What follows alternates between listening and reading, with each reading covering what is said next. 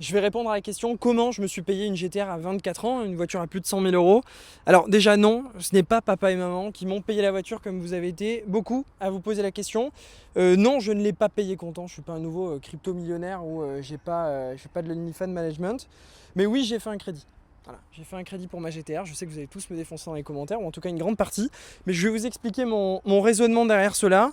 Alors, je ne l'ai pas volé, hein, parce que pour pouvoir financer à crédit une telle auto, j'ai quand même bossé. Vous le savez, hein, en France, il faut montrer patte blanche quand on veut faire un crédit. Mais pourquoi pour moi ça prend sens de faire un crédit sur ce type d'auto plutôt que l'acheter comptant? Je sais que les anciens, alors Facebook, alors là je sais que je vous vois arriver, hein. Ah putain, il a fait un crédit à 24 ans, il va rater sa vie.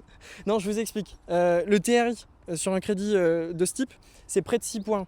Où est-ce que j'ai la réflexion? Où j'immobilise 100 000 euros dans une voiture, ça va pas me générer d'argent. En tout cas, je ne pense pas. C'est purement un kiff. Et les 100 000 euros sont bloqués.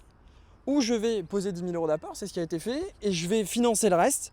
Et ce qui implique donc qu'avec 100 000 euros, je pourrais faire davantage. Où j'ai la réflexion, donne-moi 100 000 euros, je générerai bien plus que 6%. Aujourd'hui, je fais différentes choses, je pourrais y revenir dans d'autres vidéos, qui me permettent de générer 20, 30, 40 points annuellement avec 100 000 euros sans trop forcer.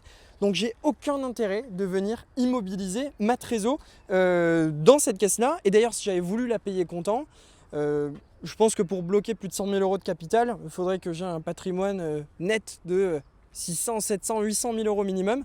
Aujourd'hui, je ne vais pas m'inventer une vie, je ne les ai pas. Donc l'avantage également du crédit, c'est que ça permet de te faire plaisir plus rapidement, plus facilement et de t'offrir la caisse de tes rêves. Et une fois de plus, tu ne l'as pas volé, ce n'est pas au-dessus pour le coup de ton niveau de vie.